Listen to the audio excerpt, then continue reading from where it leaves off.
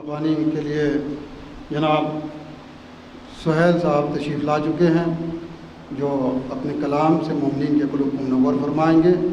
ایک باواز بلند نعرے صلوات پڑھ لیں حضرات۔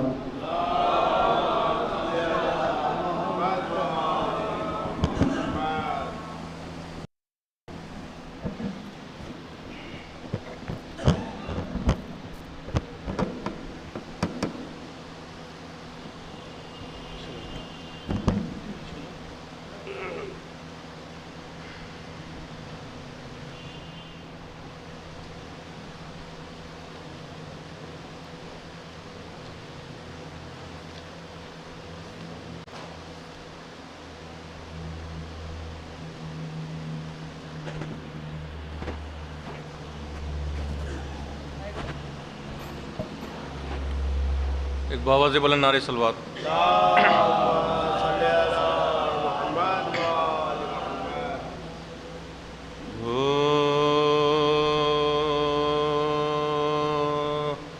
ایک ربائی پیش خدمت۔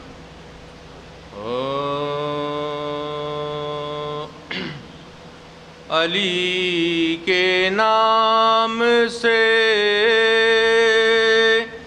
ہمت ضرور ملتی ہے، علی کے نام سے ہمت ضرور ملتی ہے، علی کے نام سے جنت ضرور ملتی ہے، علی کے نام سے جنت ضرور ملتی ہے، علی کے بغض میں کچھ اور تو ملے نہ ملے، مگر یہ طے ہے کہ لعنت ضرور ملتی ہے، مگر یہ طے ہے کہ لعنت ضرور ملتی ہے، علی کے نام سے۔ ایک نعرے صلوات۔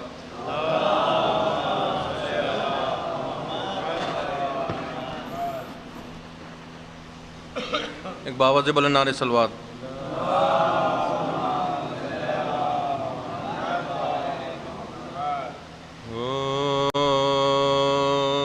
سلام کی چند شد پیش خدمت۔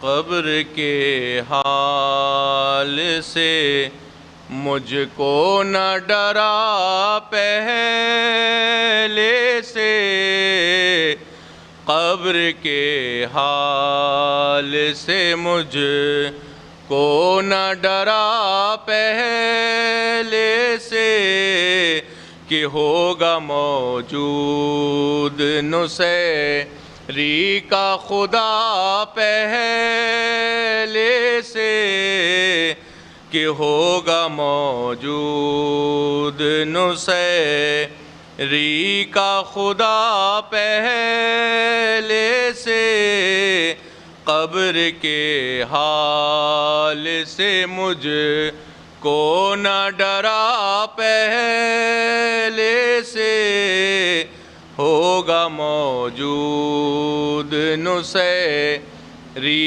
کا خدا پہلے سے، اے فرشتوں میں جواب بات تمہیں کیسے دوں، اے فرشتوں میں جواب بات تمہیں کیسے دوں، ارے منہ میں رکھی ہے میرے خاک شفا پہلے سے، منہ میں رکھی ہے میرے خاک شفا پہلے سے، قبر کے حال سے مجھ کو نہ ڈرا پہلے سے، صرف عباس کا انداز جدا گانا ہے، صرف عباس کا انداز جدا گانا ہے، ورنہ اس گھر میں تھی موجود وفا پہلے سے، ورنہ اس گھر میں تھی موجود وفا پہلے سے، قبر کے حال سے مجھ کو نہ ڈرا پہلے سے، خلد میں جاؤں گا میں لے کے بیاضیں اپنی، خلد میں جاؤں گا میں لے کے بیاضیں اپنی، منتظر ہوگا وہاں فرش عزا پہلے سے، منتظر ہوگا وہاں فرش عزا پہلے سے، اور جب زیارت کی دعا مانگی تو آیا یہ جواب، جب زیارت کی دعا مانگی تو آیا یہ جواب، کہ تیرے سینے میں تو ہے کرب و بلا پہلے سے، تیرے سینے میں تو ہے کرب و بلا پہلے سے، قبر کے حال سے مجھ کو نہ ڈرا پہلے سے،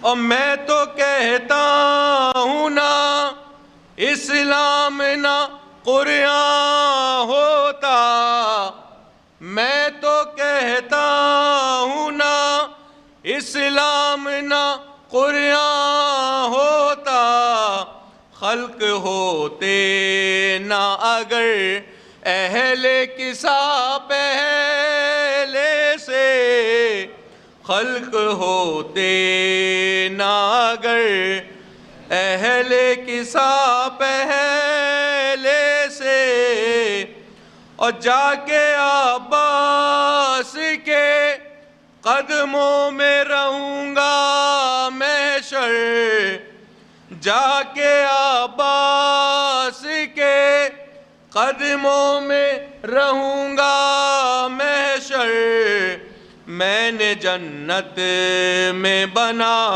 لی ہے جگہ پہلے سے، میں نے جنت میں بنا لی ہے جگہ پہلے سے، قبر کے حال سے مجھ کو نہ ڈرا پہلے سے، ہوگا موجود نصیری کا خدا پہلے سے، قبر کے حال سے مجھ فاتحہ۔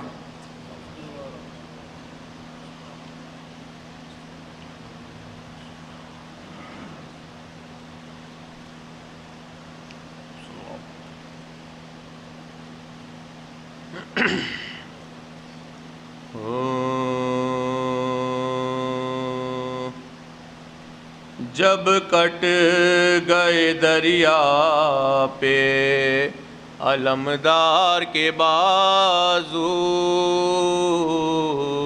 جب کٹ گئے دریا پہ علمدار کے بازو، شانوں سے جدا ہو گئے جرار کے بازو، ریتی پہ گرے شاہ کے غم خوار کے بازو، تھرانے لگے سید ابرار کے بازو، رنگ اڑ گیا تصویر علم ہو گئے شبیر، صدمہ یہ ہوا ذوف سے خم ہو گئے شبیر،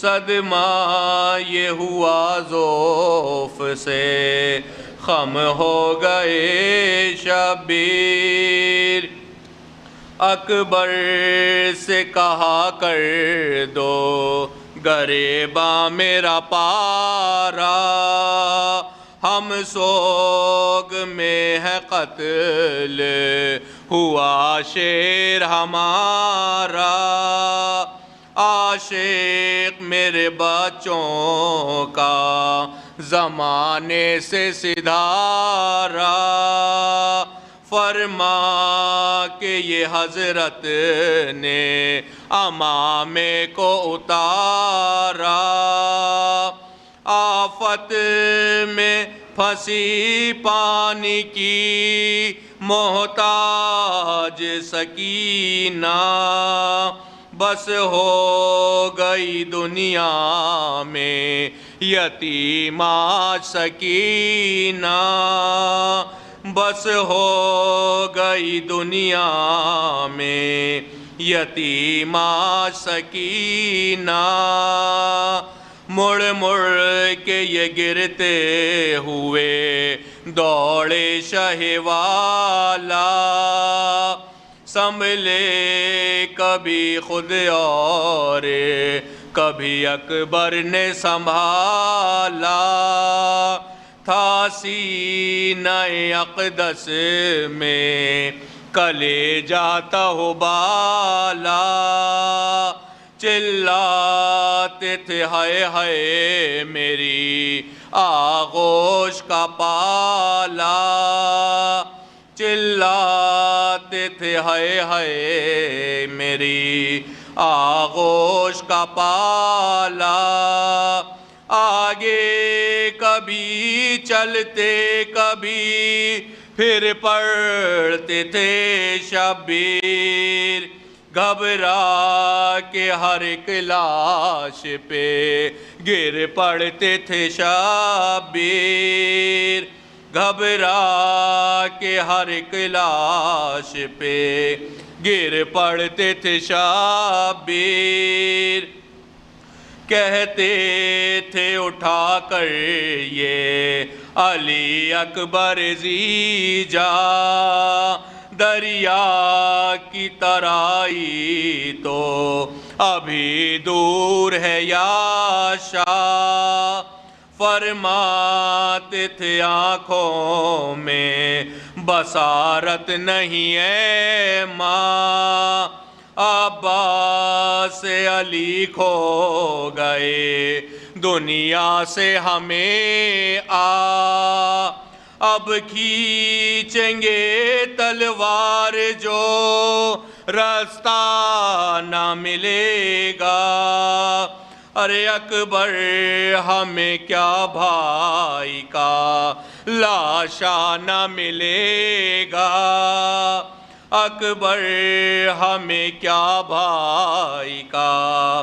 لاشا نہ ملے گا، حضرت کو سنبھالے ہوئے دریا پہ جو لائے، عباس علمدار سے سکتے نظر آئے، اکبر نے کٹے ہاتھ تڑپتے ہوئے پائے، بھائی کو خدا بھائی کا لاشا نہ دکھائے، بھائی کو خدا بھائی کا لاشا نہ دکھائے،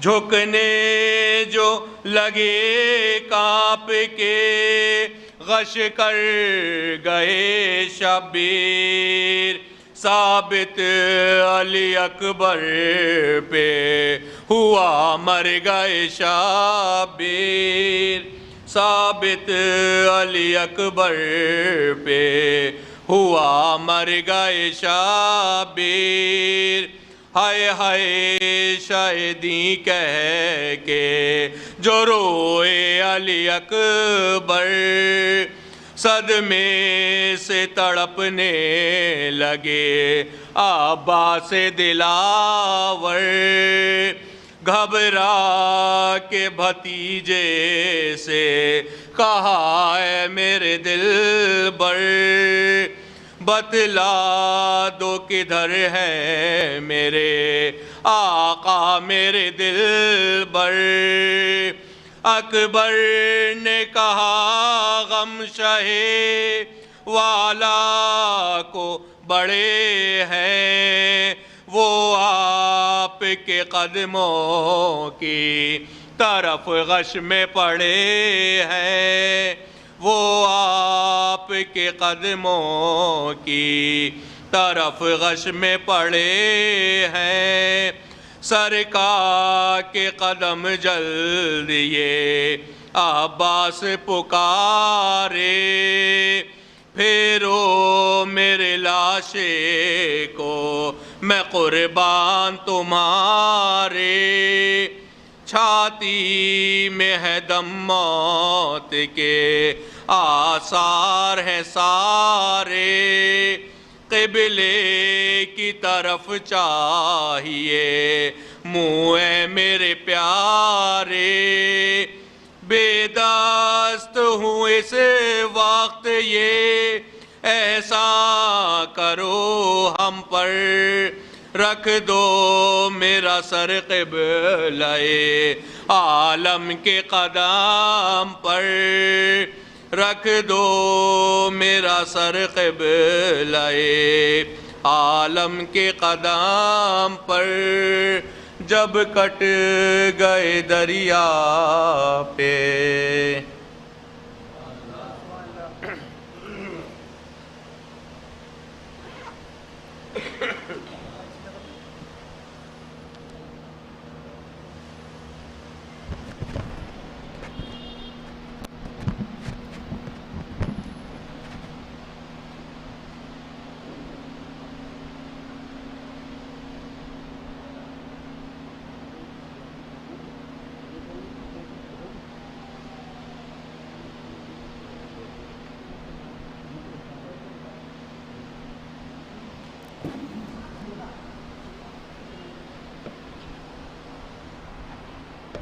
حضرات نظمین، ابھی آپ کے سامنے مرثیہ پیش فرما رہے تھے جناب سہیل جعفری صاحب، آپ میں ہو رہے تھے۔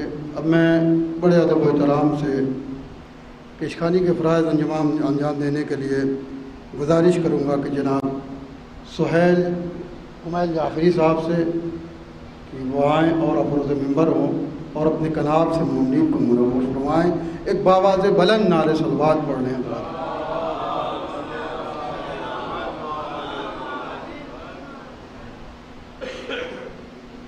آپ کو پہلے بڑے بات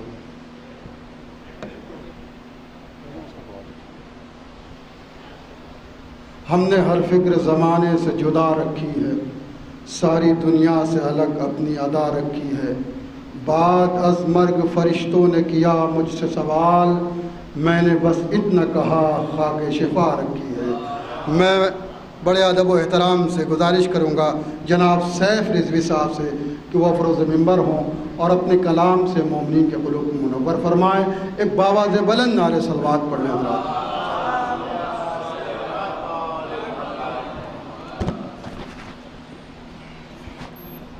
باواز بلند نعرہ صلوات۔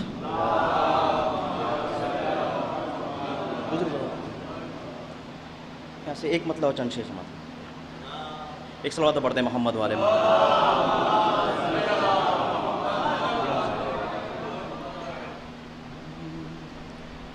کہ سجدہ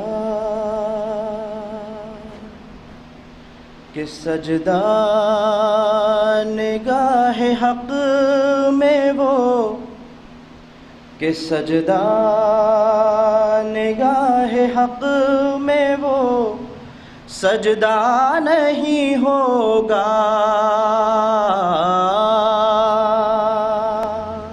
دیکھیں گے بطور خاص کہ سجدہ نگاہ حق میں وہ سجدہ نہیں ہوگا، جس پر غم شبیر کا سایہ نہیں ہوگا،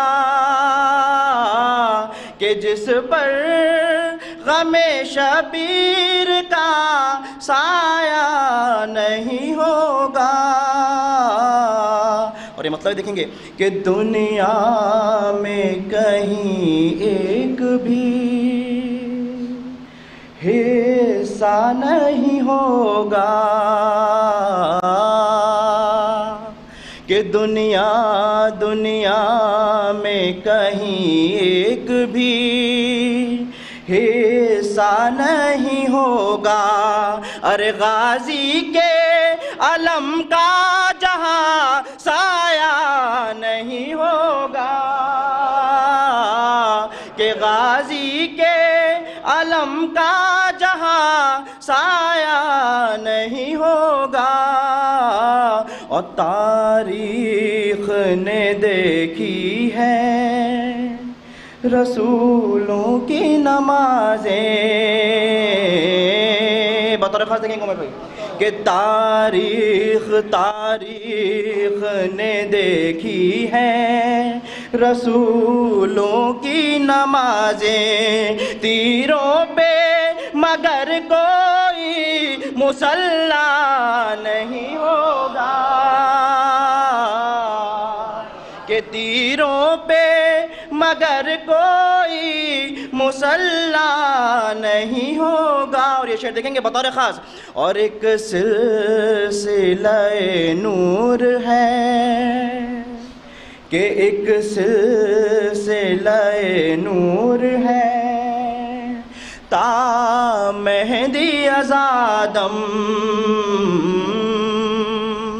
کہ ایک سلسلہ نور ہے تا مہدی ازادم.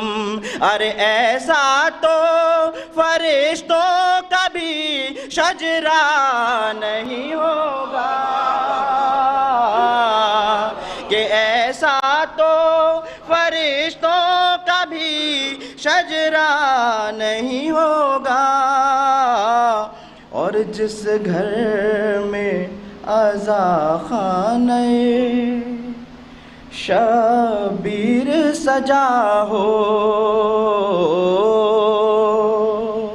کہ جس گھر میں عزا خانہ شبیر سجا ہو، اس گھر میں کسی وقت اندھیرا نہیں ہوگا،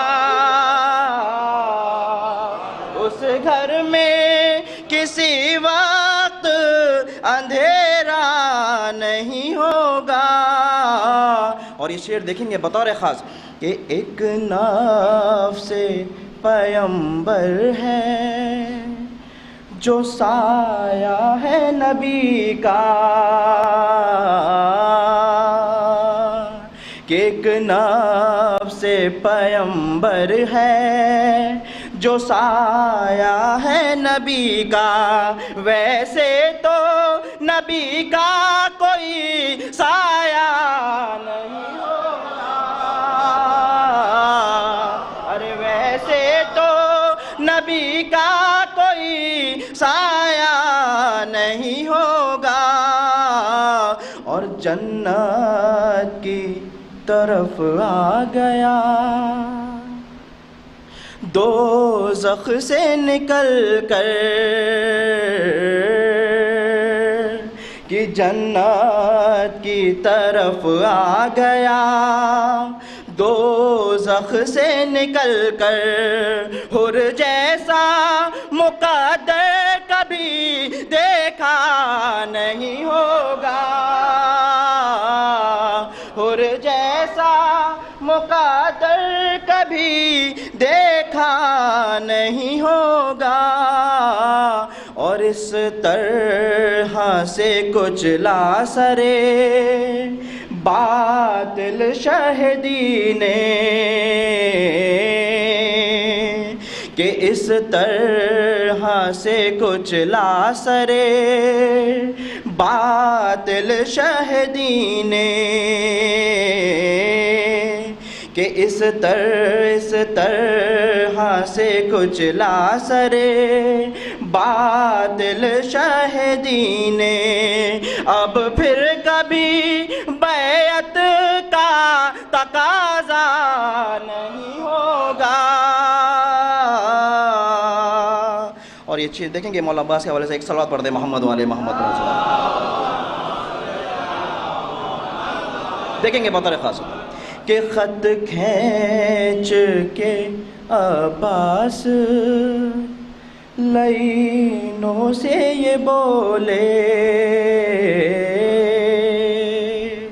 کہ خط کھینچ کے عباس لینوں سے یہ بولے، اس سے جو بڑھے آگے تو اچھا نہیں ہوگا، اس سے جو بڑھے آگے تو اچھا نہیں ہوگا۔ اور یہ شعر دیکھیں گے کہ دریا پہ ہے اب شہ کے وفادار کا قبضہ، کہ دریا پہ ہے اب شہ کے وفادار کا قبضہ، اب حشر تلک کوئی بھی پیاسا نہیں ہوگا، اب حشر تلک کوئی بھی پیاسا نہیں ہوگا۔ اور اس سے ملتا ہو شعر دیکھیں گے حضرات، اور عباس کو غیظ آئے تو پھر کون بچے گا، کہ عباس کو غیظ آئے تو پھر کون بچے گا، بچنے کا تو خود موت کو راستہ نہیں ہوگا، کہ بچنے کا تو خود موت کو راستہ نہیں ہوگا، کہ سجدہ نگاہ حق میں وہ سجدہ نہیں ہوگا۔ اور یہ مطلب دیکھیں گے حضرات کہ ہے مجھ کو نسیم اتنا یقین خاک شفا پر، دیکھیں گے کہ جس عقیدہ خاک شفا کے طور پر دیکھیں گے اس عقیدے کے اندر شعر سماعت نہیں حضرات، کہ ہے مجھ کو نسیم اتنا یقین خاک شفا پر، ارے رکھ دو تو کفن قبر میں میلا نہیں ہوگا،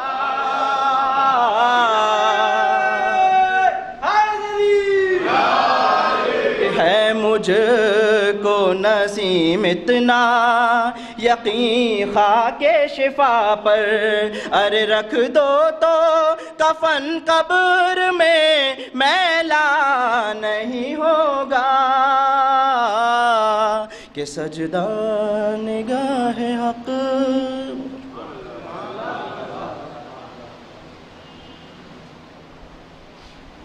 یہ تھے جناب سیف رضوی صاحب جو اپنے کلام سے مومنین کے قلوب منور فرما رہے تھے، بہترین شعر آپ کے سامنے انہوں نے پیش فرمایا۔ اب میں 4ویں حصے سے اگلے شاعر کے لیے جناب کمیل جعفری صاحب آپ کے سامنے ہوں گے کہ مل گئی خوشی مجھ کو سیدہ سکینہ سے، مل گئی خوشی مجھ کو سیدہ سکینہ سے، ہم نے شہ سے مانگا تھا مل گیا سکینہ سے، ہم نے شہ سے مانگا تھا مل گیا سکینہ سے، منقبت میں لکھتا ہوں جب کبھی بھی غازی کی، فکر مجھ سے کہتی ہے لفظ لا سکینہ سے، فکر مجھ سے کہتی ہے لفظ لا سکینہ سے۔ ایک ماں نے بچے کو درس یوں دیا عارف، ایک ماں نے بچے کو درس یوں دیا عارف، میں رباب سے مانگوں تم دعا سکینہ سے، میں رباب سے مانگوں تم دعا سکینہ سے۔ میں گزارش کروں گا جناب کمیل جعفری صاحب سے کہ وہ آئیں اور اپنے کلام سے مومنین کے قلوب کو منور فرمائیں۔ ایک باواز بلند نعرے صلوات پڑھنے حضرات۔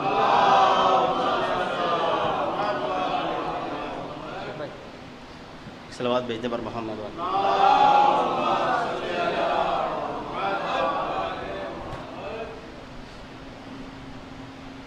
بغیر کسی تمہید کے ایک واقعہ آپ تمام حضرات جس سے واقفیت رکھتے ہیں کہ ایک ضعیفہ اپنے بیٹے کا جنازہ لے کے آئی اور اس نے مولا سے کہا کہ مولا نماز پڑھا دیجیے۔ بس اس واقعے کو ذہن میں رکھتے ہوئے 4 مصروں سے اپنے سفر کا آغاز کرتا ہوں، حضور اجازت ہے کہ مقصروں کے فریبوں کو سہ کے مار دیا۔ دیکھیے مقصروں کے فریبوں کو سہ کے مار دیا، صدائے جھوٹ کو خاموش رہ کے مار دیا، مقصروں کے فریبوں کو سہ کے مار دیا، صدائے جھوٹ کو خاموش رہ کے مار دیا، وہ جس فریب کو زندہ سجا کے لائی تھی علی نے نعرہ تکبیر کہہ کے مار دیا۔ مقصروں کے فریبوں کو سہ کے مار دیا، مقصروں کے فریبوں کو سہ کے مار دیا۔ تھوڑا سا بھائی قریب آ جائیے، ایک صلوات بھیج دے پر محمد و آل محمد پر۔ آ جائیے کہ مقصروں کے فریبوں کو سہ کے مار دیا، صدائے جھوٹ کو خاموش رہ کے مار دیا، وہ جس فریب کو زندہ سجا کے لائی تھی علی نے نعرہ تکبیر کہہ کے مار دیا۔ 4 مصرے سنیے گا کہ جو اکیلا ہی نظر آتا ہے لشکر کون ہے۔ مرحب کی ماں نے بچپن میں ہی مرحب کو بتا دیا تھا کہ حیدر نامی شخص سے جنگ نہیں کرنا۔ جو اکیلا ہی نظر آتا ہے لشکر کون ہے، کشمکش میں ہے یہودی یہ دلاور کون ہے۔ جو اکیلا ہی نظر آتا ہے لشکر کون ہے، کشمکش میں ہے یہودی یہ دلاور کون ہے۔ جا رہے ہیں جنگ کرنے آج خیبر میں علی، اب پتہ چل جائے گا مرحب کو حیدر کون ہے۔ جا رہے ہیں جنگ کرنے آج خیبر میں علی، جا رہے ہیں جنگ کرنے آج خیبر میں علی، اب پتہ چل جائے گا مرحب کو حیدر کون ہے، اب پتہ چل جائے گا مرحب کو حیدر کون ہے۔ کہ نبی کے بعد خدا کا کلام حیدر ہے، نبی کے بعد خدا کا کلام حیدر ہے، اسی لیے تو ہمارا امام حیدر ہے۔ نبی کے بعد خدا کا اسی سے ربط ہے، نبی کے بعد خدا کا کلام حیدر ہے، اسی لیے تو ہمارا امام حیدر ہے۔ حیات ہو کے بھی مرحب کو موت دکھنے لگی کہ جب علی نے کہا میرا نام حیدر ہے۔ حیات ہو کے بھی مرحب کو موت دکھنے لگی، حیات ہو کے بھی مرحب کو موت دکھنے لگی۔ یا اللہم صلی علی، حیات ہو کے بھی مرحب کو موت دکھنے لگی کہ جب علی نے کہا میرا نام حیدر ہے۔ ایک مطلع اور چند اشعار یہاں سے سماعت فرمائیے گا، مطلع سے جڑیے گا میرے ساتھ انشاءاللہ۔ کہ سر کٹاتے وقت بھی وہ کام ایسا کر گیا، سر کٹاتے وقت بھی وہ کام ایسا کر گیا، اپنے سوکھے حلق سے خنجر کو رسوا کر گیا۔ سر کٹاتے وقت بھی وہ کام ایسا کر گیا، اپنے سوکھے حلق سے خنجر کو رسوا کر گیا، سر کٹا کر بھی بلندی میں نہ آئی کچھ کمی، جب چڑھا نیزے پہ تو نیزے کو نیچا کر گیا۔ سر کٹا کر بھی بلندی میں نہ آئی کچھ کمی، جب چڑھا نیزے پہ تو نیزے کو نیچا کر گیا۔ پیاس کی شدت میں بھی پانی کی خواہش تک نہ کی، یہ وہ پیاسا ہے کہ جو پانی کو پیاسا کر گیا۔ پیاس کی شدت میں بھی پانی کی خواہش تک نہ کی، یہ وہ پیاسا ہے کہ جو پانی کو پیاسا کر گیا۔ لے کے چلو میں کیا نام سکینہ اس نے دم، پھر اسی پانی کو وہ دریا کو ہدیہ کر گیا۔ لے کے چلو میں کیا نام سکینہ اس نے دم، لے کے چلو میں کیا نام سکینہ اس نے دم، لے کے چلو میں کیا نام سکینہ اس نے دم، پھر اسی پانی کو وہ دریا کو ہدیہ کر گیا۔ شعر دیکھیے گا کہ 700 کرسی نشینوں کو بھی یہ لکھنا پڑا، 700 کرسی نشینوں کو بھی یہ لکھنا پڑا، ایک قیدی شام کے حاکم کو رسوا کر گیا۔ 700 کرسی نشینوں کو بھی یہ لکھنا پڑا، ایک قیدی شام کے حاکم کو رسوا کر گیا۔ بچ گئے جو خطبہ سجاد کی للکار سے، ان کو پاگل ثانیہ زہرا کا خطبہ کر گیا۔ بچ گئے جو خطبہ سجاد کی للکار سے، بچ گئے جو خطبہ سجاد کی للکار سے، ان کو پاگل ثانیہ زہرا کا خطبہ کر گیا، ان کو پاگل ثانیہ زہرا کا خطبہ کر گیا۔ ایک بالکل تازہ کلام ہے، ایک مطلب چند شعر اور حاضر کرتا ہوں، اس کے بعد انشاءاللہ زحمت تمام ہے۔ کہ ہم کو ڈھونڈے نہ کوئی دشت بیابانوں میں، ہم کو ڈھونڈے نہ کوئی دشت بیابانوں میں، ہم کو ڈھونڈے نہ کوئی دشت بیابانوں میں، ہم عزادار ہیں ملتے ہیں عزا خانوں میں۔ ہم کو ڈھونڈے نہ کوئی دشت بیابانوں میں، ہم عزادار ہیں ملتے ہیں عزا خانوں میں۔ ایسے ایسے بھی ہیں شبیر کے ماتم کے خلاف، زندگی جن کی گزر جاتی ہے مے خانوں میں۔ ایسے ایسے بھی ہیں شبیر کے ماتم کے خلاف، زندگی جن کی گزر جاتی ہے مے خانوں میں۔ کہ مرتبہ ابن مظاہر کا کوئی کم بھی نہیں، مرتبہ ابن مظاہر کا کوئی کم بھی نہیں، اور مگر خاص ہے شبیر کے مہمانوں میں۔ مرتبہ ابن مظاہر کا کوئی کم بھی نہیں، اور مگر خاص ہے شبیر کے مہمانوں میں۔ چومتا ہوں تو میرے دل کو سکون ملتا ہے، جانے کیا بات ہے تسبیح کے ان دانوں میں۔ ہائے ہائے ہائے، چومتا ہوں تو میرے دل کو سکون ملتا ہے، جانے کیا بات ہے تسبیح کے ان دانوں میں۔ اس نے جھولے سے ہمک کر یہ بتایا، بابا آ گئی آپ کی آواز میرے کانوں میں۔ میں شعر ہلکے پڑھ رہا ہوں لیکن ہلکا شعر نہیں ہے، خدا کی قسم جا کے سنیے گا۔ اس نے جھولے سے ہمک کر یہ بتایا، بابا آ گئی آپ کی آواز میرے کانوں میں۔ ایک حقیقت ہے زمانے میں یہ حسن اکبر، حسن یوسف تو کہیں کھو گیا افسانوں میں۔ ایک حقیقت ہے زمانے میں یہ حسن اکبر، حسن یوسف تو کہیں کھو گیا افسانوں میں۔ جس کسی نے بھی دکھایا ہے دل بنت نبی، اس کو ہم لوگ نہیں گنتے مسلمانوں میں۔ جس کسی نے بھی دکھایا ہے دل بنت نبی، جس کسی نے بھی دکھایا ہے دل بنت نبی، جس کسی نے بھی دکھایا ہے دل بنت نبی۔ دو شعر انشاءاللہ زحمت تمام ہے۔ جس کسی نے بھی دکھایا ہے دل بنت نبی، اس کو ہم لوگ نہیں گنتے مسلمانوں میں۔ ہم بتاتے ہیں تمہیں کون تھا کم بخت یزید، سنیے شعر، ہم بتاتے ہیں تمہیں کون تھا کم بخت یزید، اس کی ماں ناچتی پھرتی تھی عرب خانوں میں۔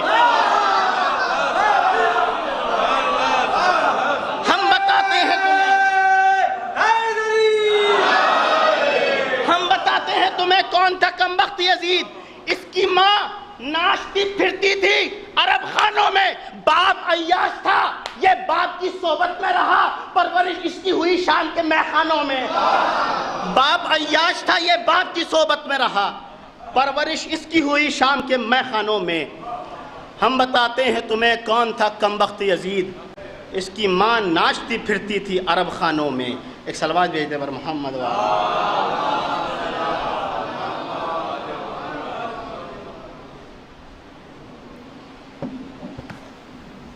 بڑے اچھے اچھے شعر سنا رہے تھے جناب کمیل جعفری صاحب۔ آپ ذات محضور ایک مطلع چند شعر اور حاضر کر رہا ہوں، اس کے بعد حضور روز منبر ہوں گے آپ کے سامنے. ایک باوز بلند نعرے صلوات پڑھ لیں حضرات.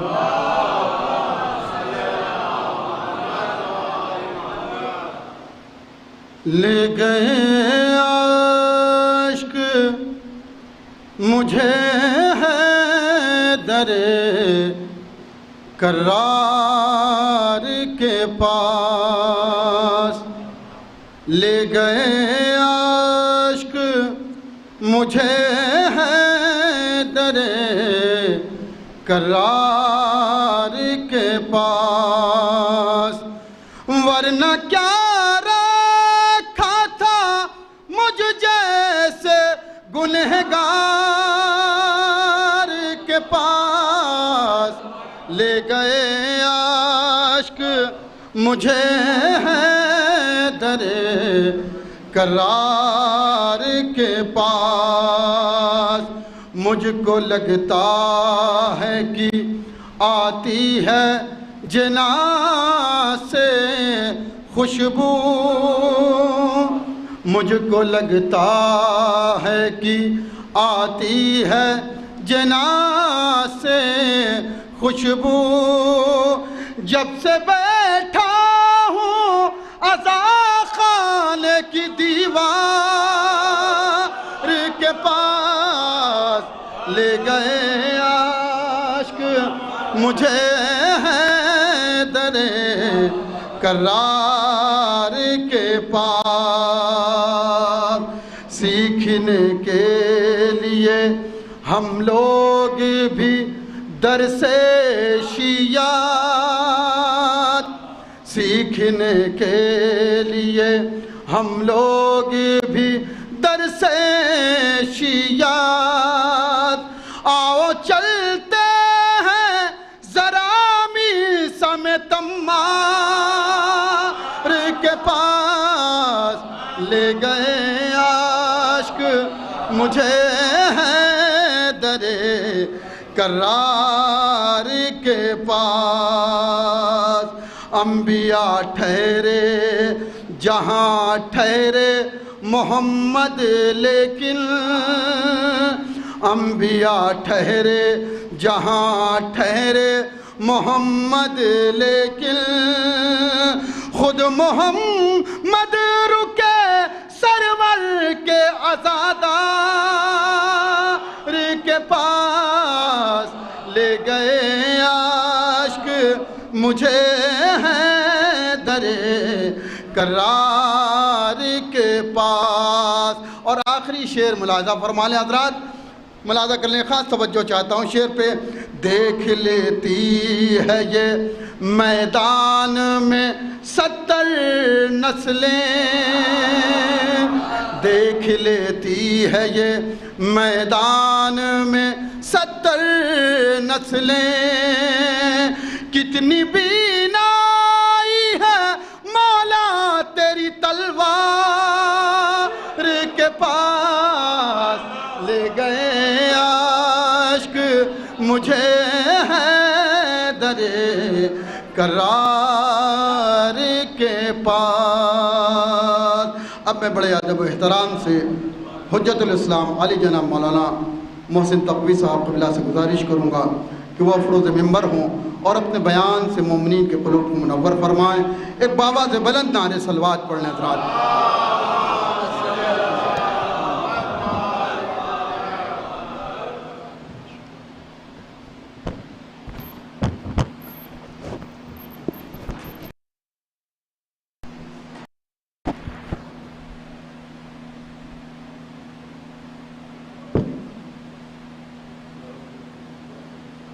فاتحہ.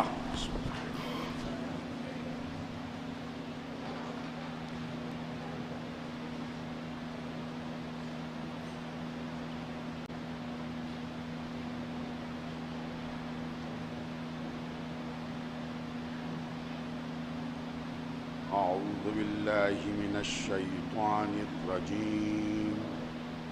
بسم اللہ الرحمن الرحیم. الحمدللہ رب العالمین والصلاة والسلام علی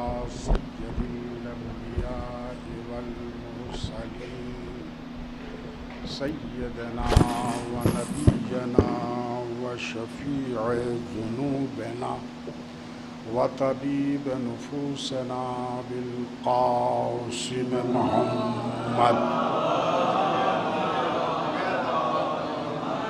وأهل بيته الطيبين الطاهرين المعصومين المظلومين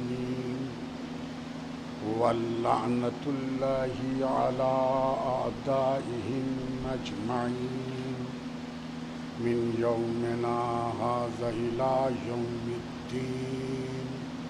أما بعد فقد قال الله تبارك وتعالى في كتابه المجيد: بسم الله الرحمن الرحيم. إن الذين آمنوا وعملوا الصالحات أولئك هم خير البرية. صلوات پڑھیے محمد.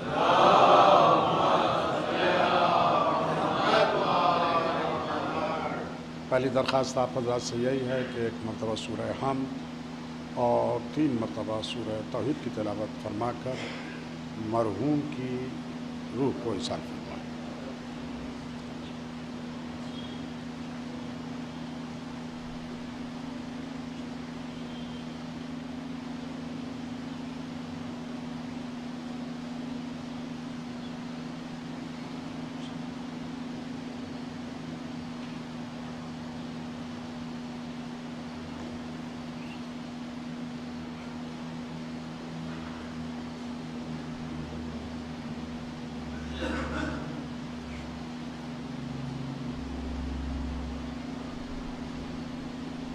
صلوات پڑھیں بآواز بلند.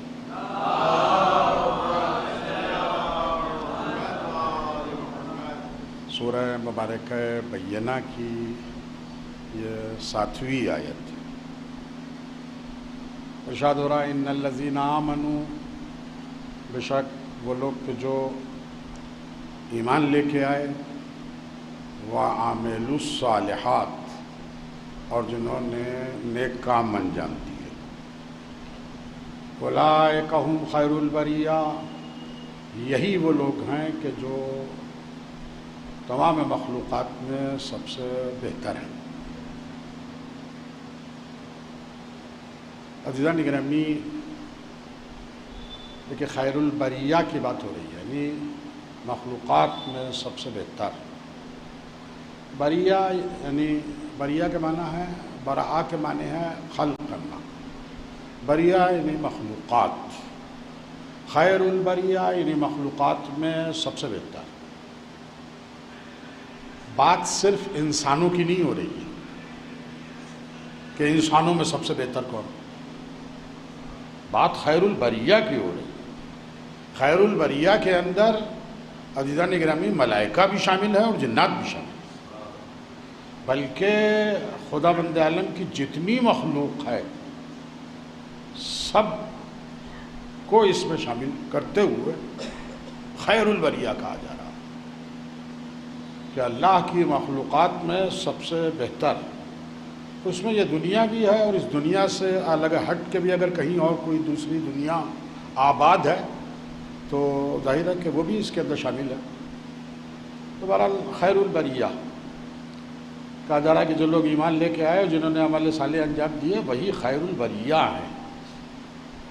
دیکھیں ترجمے کے بعد کم سے کم اتنی بات واضح ہے کہ اگر کسی کے ذہن میں یہ غلط فہمی پل رہی ہو کہ صرف عقیدہ کافی ہے تو اسے اپنی اصلاح کر لینی چاہیے. قرآن مجید صاف اور صراحت سے کہہ رہا ہے کہ ایمان ہی نہیں بلکہ عمل صالح بھی ہوگا تب خیر البریہ کہلائے گا. صلوات پڑھیے محمد علیہ.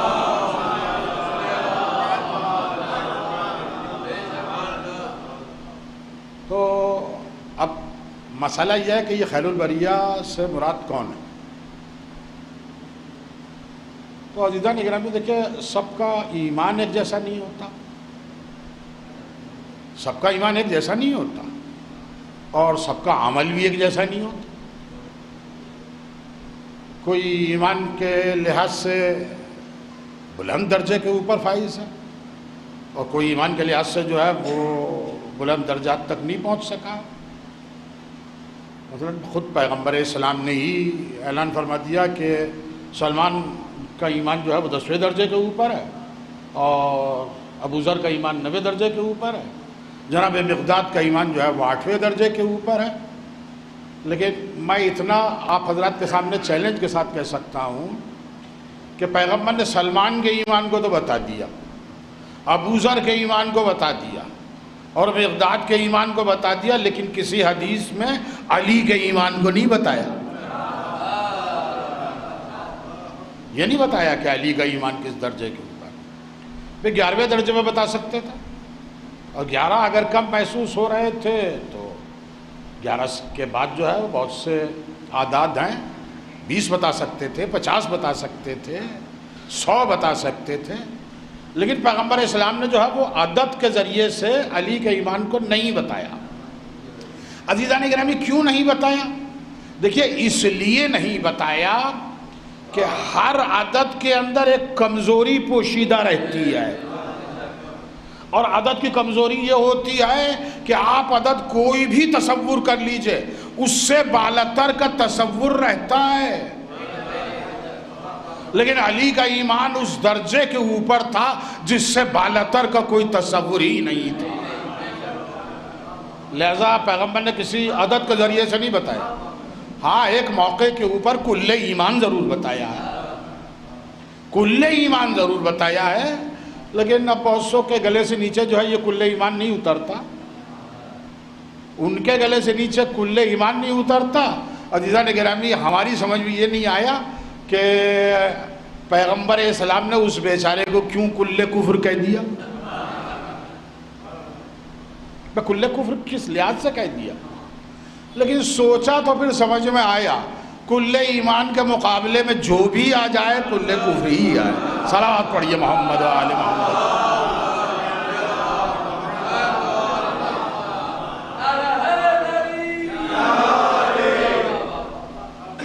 تو بہرحال عزیزان گرامی خیر البریہ کی بات ہو رہی ہے، یہ خیر البریہ کون ہیں ایک مسئلہ ہے، اور بہت سنگین مسئلہ ہے۔ بھائی ظاہر ہے کہ اگر ہمیں پتہ چل جائے خیر البریہ کون ہے تو پھر ہم بھی کوشش کریں انہی میں شامل ہونے کی۔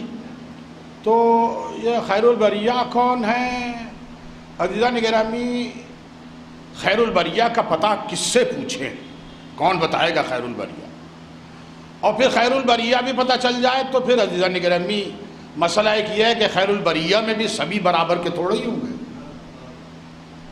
اس خیر البریہ کے اندر کون افضل ہے، یعنی خیر البریہ میں کون خیر البریہ ہے، یہ ایک مسئلہ۔ تو ہمارے سامنے جو ہے وہ دو مسئلے ہیں، ایک پہلا مسئلہ تو یہ ہے کہ خیر البریہ سے مراد کون ہے، دوسرا مسئلہ یہ ہے کہ خیر البریہ میں کون خیر البریہ ہے۔ اور عزیزان گرامی پیغمبر اسلام نے عزیزان گرامی اس آیت کے نزول کے بعد ایک بہت مختصر سی حدیث میں دونوں مسئلے حل کر دیے، دونوں مسئلے پیغمبر اسلام نے حل کر دیے۔ خیر البریہ کون ہے یہ بھی بتا دیا، اور خیر البریہ میں خیر البریہ کون ہے، سب سے بہتر کون ہے۔ پیغمبر اسلام اس حدیث کے اس آیت کے نزول کے بعد ارشاد فرماتے ہیں یا علی انت و شیعتک ہم الفائزون، اے علی تم اور تمہارے شیعہ ہی کامیاب۔ دیکھیے اس حدیث کے اندر پیغمبر نے بھی بتا دیا وہ گروہ کون سا ہے، وہ خیر البریہ کون ہے، اور اس خیر البریہ میں خیر البریہ کون ہے۔ اے علی تم اور تمہارے شیعہ ہی کامیاب ہیں۔ تو بہرحال اس حدیث سے پیغمبر اسلام نے مسئلہ حل کر دیا۔ لیکن عزیزان گرامی آپ جانتے ہیں کہ دیکھیے حدیث کوئی بھی ہو اس میں ایک بحث کی گنجائش ہوتی ہے کہ صاحب یہ حدیث معتبر بھی ہے یا نہیں ہے۔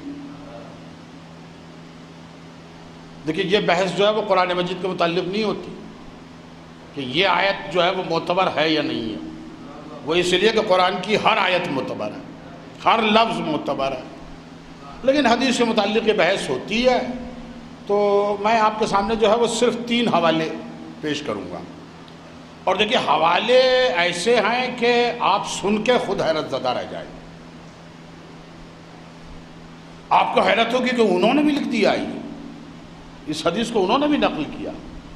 3 حوالے اور بڑے حیرت انگیز حوالے۔ عزیزان گرامی، ایک کتاب ہے جس کا نام ہے صواعق محرقہ۔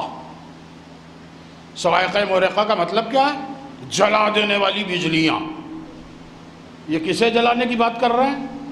یہ عزیزان گرامی شیعت کی رد میں لکھی ہوئی گئی کتاب ہے، ابن حجر مکی انہوں نے لکھی ہے کتاب، شیعت نے لکھی ہے، اور عزیزان گرامی انہوں نے اس حدیث کو نقل کیا۔ کیا حیرت ناک ہے یا نہیں ہے؟ بس شیعت کی رد میں کتاب لکھ رہے ہیں، اور اس کتاب کے اندر جو ہے وہ آپ اس حدیث کو بھی لکھ رہے ہیں۔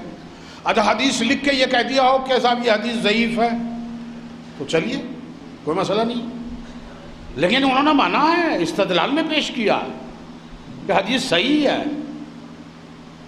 تو یہ ہوا پہلا حوالہ، بڑی عجیب و غریب حوالہ کہ صواعق محرقہ جیسی کتاب کے اندر یہ حدیث موجود ہے۔ عزیزان گرامی، دوسرا حوالہ،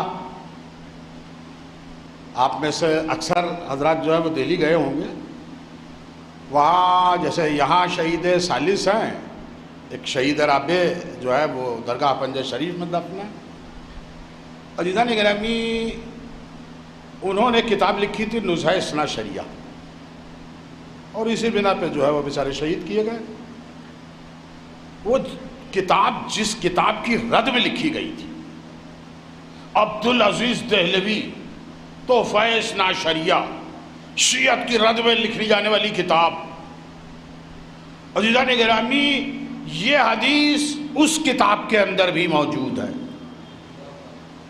تحفہ اثنا شریعہ میں یہ حدیث موجود ہے۔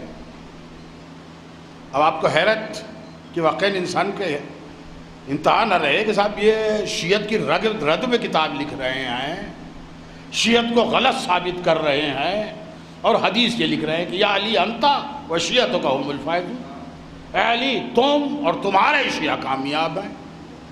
اب انہوں نے ایک بات لکھ دی ہے کہ یہ حدیث تو صحیح ہے، اور لیکن در حقیقت شیعہ جو ہے وہ ہم ہیں، در حقیقت شیعہ ہم ہیں۔ وہ تو ایک گروہ نے اپنے آپ کو شیعہ مشہور کر دیا ہے، وہ اپنے آپ کو شیعہ کہنے لگے ہیں، لہذا ہم نے یہ لفظ چھوڑ دیا۔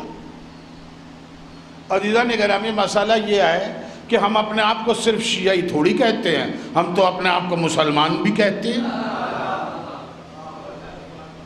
ہم تو اپنے آپ کو مسلمان بھی کہتے ہیں۔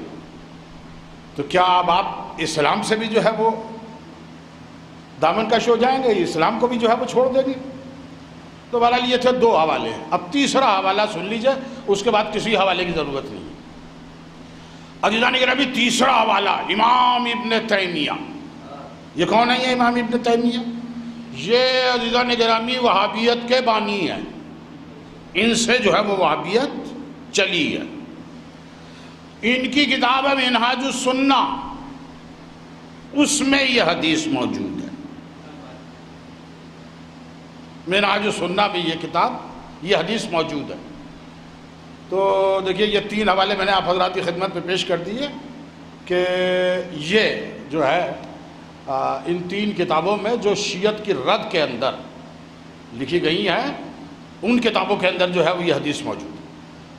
لہذا اگر حدیث اگر معتبر نہ ہوتی تو عزیزان گرامی ان جیسے لوگوں نے یہ حدیث نہ لکھی، ان کا لکھ دینا یہ اس بات کا ثبوت ہے کہ حدیث معتبر ہے۔ اب عزیزان گرامی مسئلہ یہ ہے کہ اب شیعت کے متعلق کہ شیعہ کب پیدا ہوئے، کیسے پیدا ہوئے، بہت سے باتیں جو ہے وہ اس سلسلے میں کہی جا رہی ہیں۔ اور دیکھیے یہ موضوع جو ہے وہ چھیڑنا اس لیے بھی ضروری ہے کہ آپ یوٹیوب کے اوپر جائیے گا تو بہت سی آپ کو کلپ ایسی مل جائیں گی کہ شیعت کیسے پیدا ہوئی، کس دور میں پیدا ہوئی، کیسے پیدا ہوئی۔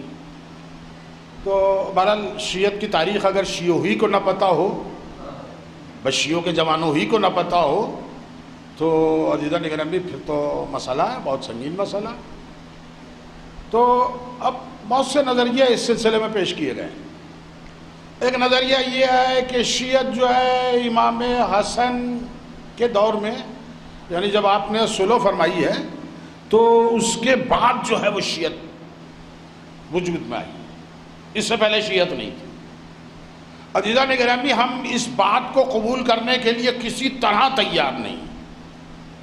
دیکھیے امام حسن کے دور میں اگر شیعت پیدا ہوئی ہے، اس سے پہلے شیعت نہیں تھی، تو پیغمبر کی حدیث آپ ایک مرتبہ پھر پڑھئے، یا علی انتا و شیعتوں کا ہم الفائزون، اے علی تم اور تمہارے شیعہ کامیاب ہیں۔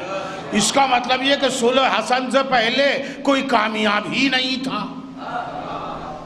بھائی ہم کیسے مان لیں کہ اصحاب پیغمبر کامیاب نہیں تھے؟ بس دنیا اگر کہہ دے تو کہہ دے، لیکن ہم نہیں مان سکتے کہ اصحاب رسول کامیاب نہیں ہوں گے، یقیناً کامیاب ہوگا۔ لہذا ہمارا تو عقیدہ یہی ہے کہ یہ شیعت جو ہے وہ دور پیغمبر سے موجود ہے۔ دوبارہ ایک نظریہ یہ ہے کہ صلح امام حسن کے بعد جو ہے یہ شیعت وجود میں آئی۔ ایک اور نظریہ سماعت فرما لیجیے، وہ نظریہ یہ ہے کہ کربلا کے بعد شیعت کا وجود، کربلا سے پہلے جو ہے شیعت کا وجود نہیں ہے۔ عزیزان گرامی کربلا سے پہلے نہ جانے کتنے اصحاب جو ہے وہ گزر گئے، تو کیا ان کے لیے یہ کہہ دیں گے کہ وہ سب جو ہے کامیاب نہیں تھے؟ کوئی مسلمان جرأت کر سکتا ہے اس بات کی کہ کربلا سے پہلے جتنے لوگ گزر گئے، جتنے بزرگ اصحاب گزر گئے، ان میں سے کوئی بھی کامیاب نہیں تھا؟ تو بہرحال یہ جو ہے وہ کسی طرح سے نہیں مانا جا سکتا۔ ایک نظریہ اور بھی ہے، اور وہ نظریہ یہ ہے کہ شیعت جو ہے وہ دراصل ایرانیوں نے عربوں سے تعصب کی بنا کے اوپر گھڑی ہے۔ کیوں؟ دلیل کیا ہے اس کے اوپر؟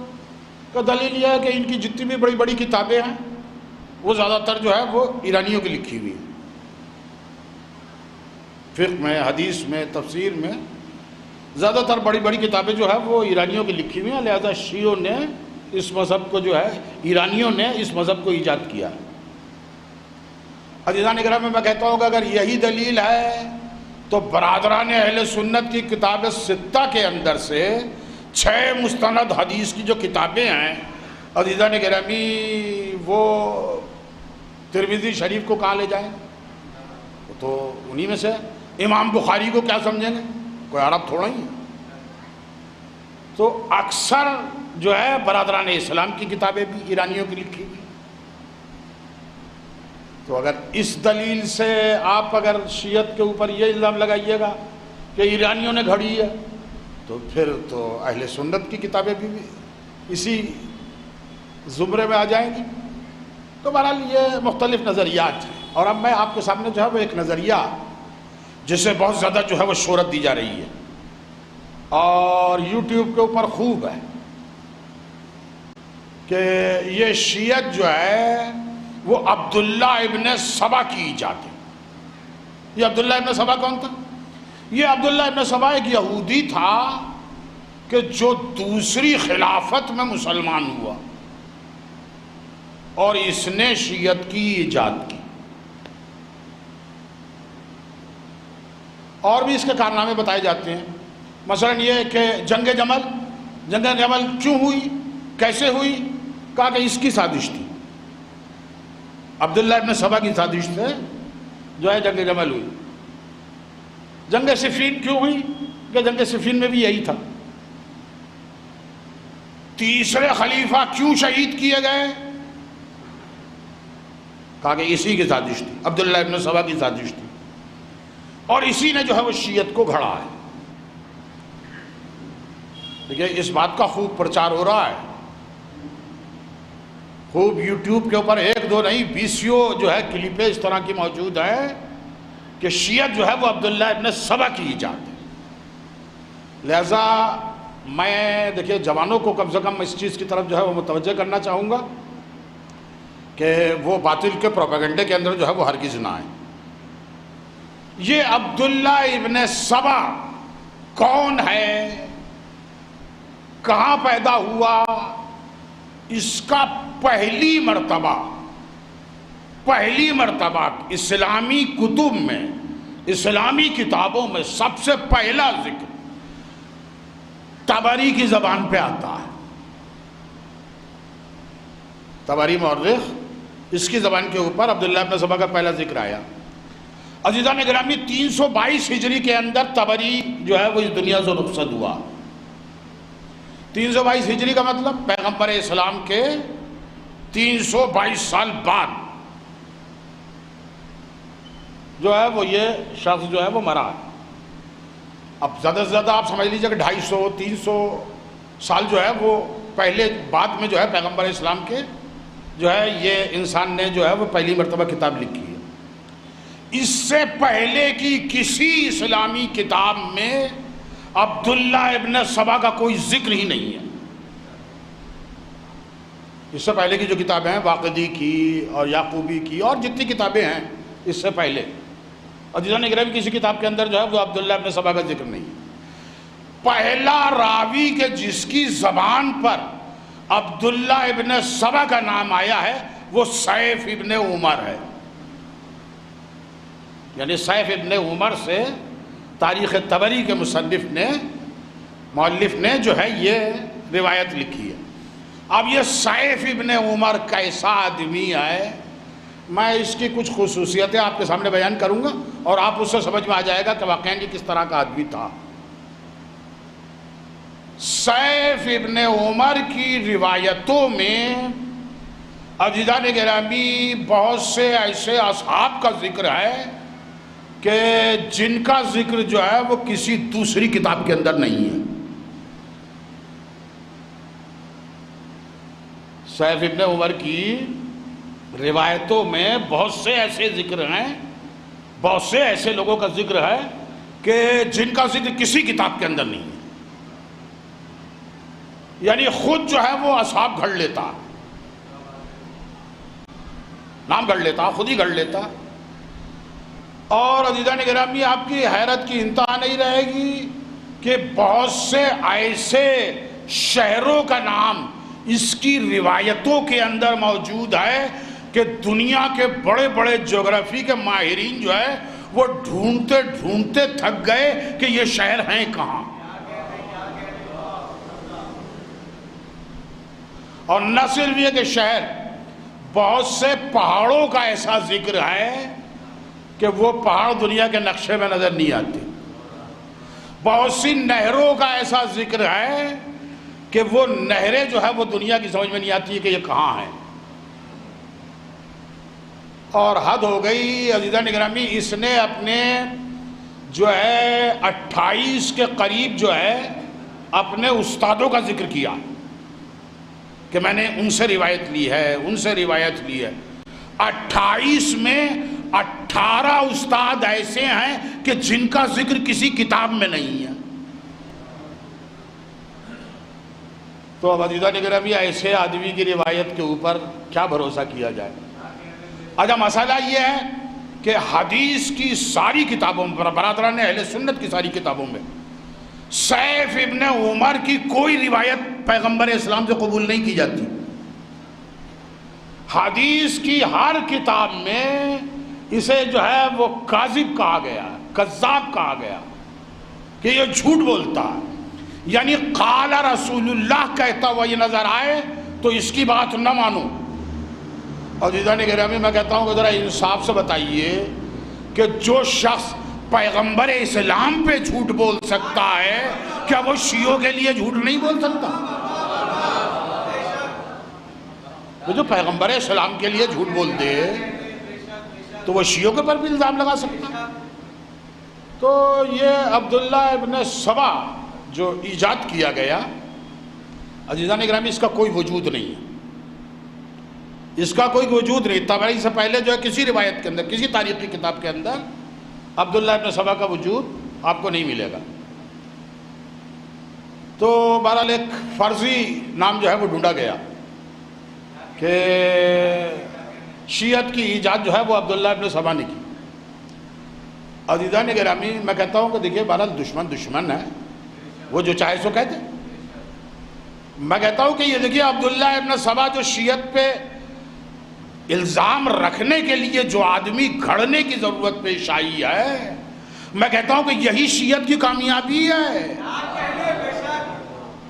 بھائی دشمن کہنے کو یہ بھی کہہ سکتا تھا کہ شیخ کلینی نے گھڑا ہے شیعت کو، دشمن یہ بھی کہہ سکتا تھا کہ شیخ مفید نے شیعت کو گھڑا ہے. بھائی ہمارے کسی بزرگ عالم کی طرف جو ہے نسبت دے دی گئی ہوتی. بھائی شیعت کو جو ہے سید رضی نے جو ہے گھڑا ہے، انہوں نے ایجاد کیا شیعت کو. لیکن عزیزان گرامی یہ بھی واقعاً ہم لوگوں کی کامیابی ہے، شیعت کا امتیاز ہے، شیعت کی فضیلت ہے کہ شیعہ کسی عالم پہ یہ الزام نہیں لگ سکا. اس الزام لگانے کے لیے بھی دشمن کو آدمی گھڑنا پڑا ہے، آدمی گھڑنا پڑا ہے. اور عزیزان گرامی دیکھیں میں آپ حضرات کی خدمت میں عرض کروں کہ دیکھیے بھائی دشمن ہے، کچھ بھی کہہ سکتا ہے. بھائی اہل بیت علیہم السلام میں سے کسی پہ الزام لگا دیا ہوتا. بھائی شیعت جو ہے وہ امام جعفر صادق علیہ السلام نے گھڑی ہے. بھائی دشمن تھا، کہہ سکتا تھا. بھائی کسی بھی امام کو کہہ سکتا تھا، 8ویں امام کو کہہ سکتا تھا، 10ویں اور 11ویں امام کو کہہ سکتا تھا، کسی کو لیے بھی کہہ سکتا تھا. لیکن عزیزان گرامی دشمن کی ہمت نہیں ہو سکی کہ اہل بیت پہ بھی یہ الزام لگ سکے. اہل بیت پہ بھی یہ الزام نہیں لگ سکا. اور عزیزان گرامی یہ حقیقت ہے کہ شیعت اہل بیت کی گھڑی ہوئی تھوڑی ہے. شیعت اہل بیت کی گھڑی ہوئی نہیں ہے، شیعت تو دور پیغمبر سے موجود ہے. اب عزیزان گرامی کوئی ہم سے کہے کہ صاحب شیعت دور پیغمبر میں تھی تو کیا ثبوت ہے، دلیل کیا ہے؟ دور پیغمبر میں تھی. عزیزان گرامی میں کہتا ہوں کہ ایک دو موقع ہو تو میں بتاؤں. تاریخ اٹھا کے دیکھ لیجئے، سیرت پیغمبر آپ اٹھا کے دیکھ لیجئے، بہت سے موقع ہیں کہ جہاں آپ کو شیعت نظر آئے گی. اور دیکھیں سب سے واضح اور کھلی ہوئی دلیل میں کہتا ہوں میدان غدیر کے اندر چلیے. دیکھیے میں یہ تو نہیں کہہ سکتا کہ جتنے موجود ہیں سب شیعہ ہیں، دیکھیے یہ تو میں نہیں کہہ سکتا. ہاں جن لوگوں نے رسول کی زبان سے یہ سنا من کنت مولا ہو فہذا علی المولا، اور سننے کے بعد اس حدیث کے اوپر ایمان لے کے آئے اور آخر وقت تک اپنے ایمان پہ قائم رہے، وہ سب شیعہ تھے. یعنی جنہوں نے حدیث سنی، اس پہ حدیث پہ یقین کیا اور آخر وقت تک قائم رہے، وہ سب کے سب شیعہ تھے. تو عزیزان گرامی یہ شیعت جو ہے وہ اہل بیت کی ایجاد نہیں ہے. یہ 1.5 اینٹ کی مسجد بنانے کا الزام اہل بیت پہ کبھی نہیں لگ سکا. اہل بیت علیہ السلام نے کوئی نیا فرقہ ایجاد کیا ہو، یہ اہل بیت پہ کبھی الزام نہیں لگا. اور عزیزان گرامی میں دیکھیں آپ کے سامنے جو ہے وہ کچھ مثالیں ایسی پیش کروں گا جس سے سمجھ میں آ جائے گا کہ اہل بیت کے اوپر یہ الزام کیوں نہیں لگ سکا. عزیزان گرامی ہمارے اور آپ کے چھٹے امام جعفر صادق علیہ السلام، دیکھیں مثالیں بہت سی ہیں لیکن میں چند مثالوں کے اوپر جو ہے اکتفا کر دوں گا. چھٹے امام کے لیے بہرحال تاریخ یہی کہتی ہے کہ امام کو ایک فرصت میسر ہوئی. وہ فرصت اس لیے میسر ہو گئی کہ بنی امیہ اور بنی عباس جو ہے وہ خود آپس میں الجھے ہوئے تھے، لہذا امام کو ایک موقع مل گیا کہ واقعی اسلام کیا ہے یہ دنیا کو بتا دے. اور عزیزان گرامی امام کے درس میں امام کے شاگردوں کی تعداد جو ہے وہ بعض مورخین نے جو ہے وہ لکھی کہ 4000 کے قریب 4000 شاگرد تھے امام کے. دیکھیں یہ بھی ایک دھوکہ ہے. 4000 راوی ہیں، 4000 شاگرد نہیں ہیں. یعنی جنہوں نے روایتیں نقل کی ہیں وہ 4000 ہیں. اس کا مطلب یہ کہ شاگردوں کی تعداد اس سے زیادہ ہے. اور دیکھیں سب سے زیادہ حیرت ناک بات جو ہے وہ یہ ہے کہ امام کے یہ شاگرد جتنے بھی ہیں سب امام کے چاہنے والے نہیں ہیں، سب امام کے شیعہ نہیں ہیں. اس میں کچھ نامی گرامی شخصیتیں موجود ہیں. امام ابو حنیفہ، امام مالک، امام سفیان ثوری، اور اس کے علاوہ بہت سے بزرگ شخصیتیں جو ہیں وہ امام کے درس کے اندر شریک ہیں. اب عزیزان گرامی دیکھیے، آپ واقعاً ایک عجیب و غریب چیز ہے تاریخ کی کہ اس سے پہلے جو ہے بنی امیہ کا پروپیگنڈا جو ہے وہ شیعت کے خلاف، اہل بیت کے خلاف جو ہے وہ مسلسل ہو رہا ہے. منبروں سے جو ہے سب وہ شتم جو ہے وہ اہل بیت کے اوپر ہو رہی ہے. اور عزیزان گرامی اب دنیا کا موقع ملا ہے تو لوگ انہی کے درس میں آ رہے ہیں. ارے کچھ تو بنی امیہ کے پروپیگنڈے کی لاج دنیا نے رکھ لی ہوتی. 100 سال سے اوپر جو ہے یہ پروپیگنڈا ہوا ہے، فضائل اہل بیت چھپائے گئے ہیں، منبر سے بیان نہیں ہوئے ہیں، اور ان تمام باتوں کے باوجود مہلت ملی ہے تو لوگ امام جعفر صادق کے درس میں، امام کے درس کے اندر ہیں. عزیزان گرامی یہ بات کس چیز کی اطلاع دیتی ہے، یہ کس بات کو واضح کرتی ہے؟ اس کا مطلب یہ ہے کہ بنی امیہ اور بنی عباس کے پروپیگنڈوں کے باوجود دنیا آج بھی یہ سمجھتی ہے کہ کہیں سے صحیح اسلام مل سکتا ہے تو بس انہی کے دروازے پہ مل سکتا ہے، صرف انہی سے مل سکتا. اسی لیے جو ہے وہ امام کے درس کے اندر ہے. اور دیکھیے عقائد کا اختلاف جو ہے وہ اپنی جگہ کے اوپر ہے. امام ابو حنیفہ کے متعلق جو روایت بیان کی جاتی ہے کہ سب سے پہلی مرتبہ جب یہ امام سے ملنے کے لیے گئے ہیں تو انہوں نے جا کے دق الباب کیا اور قاصد آیا تو ان سے انہوں نے کہا کہ میں ملنا چاہتا ہوں. عزیزان گرامی امام نے ان سے ملنے سے انکار کر دیا.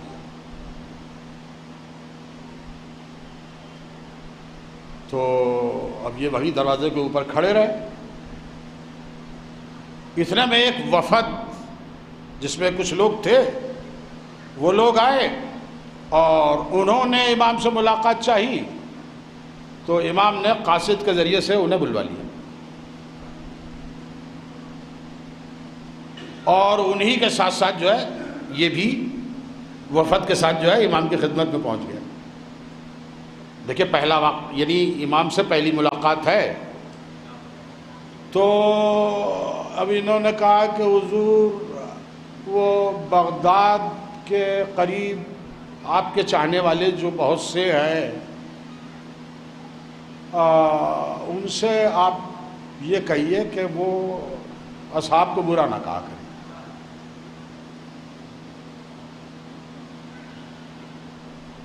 تو اب آپ دیکھ رہے ہیں کہ کتنا نازک سوال ہے، کن حالات کے اندر جو ہے یہ سوال ہو رہا ہے کہ انہیں آپ نصیحت کریں کہ وہ ایسا نہ کہا کریں. تو امام نے فرمایا کہ میں اگر ان سے کہوں گا تب بھی نہیں مانیں گے، میں ان سے اگر کہوں گا بھی تو بھی نہیں مانیں گے. تو انہوں نے کہا کہ ایسا کیسے ہو جائے گا کہ آپ منع کریں اور وہ نہ مانیں؟ تو امام نے فرمایا کہ ایسا ایسے ہی ہوگا کہ جیسے تمہیں منع کیا تھا اور اس کے باوجود تم آ گئے.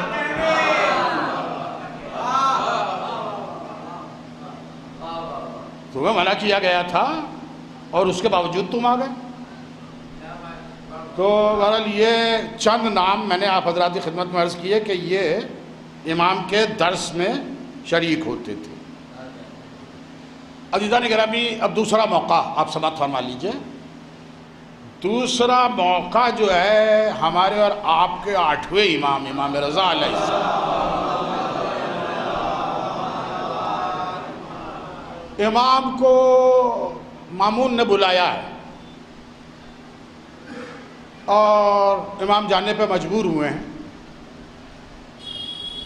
تو اب تاریخ یہ کہتی ہے کہ امام کا گزر جو ہے جب نیشاپور سے ہوا ہے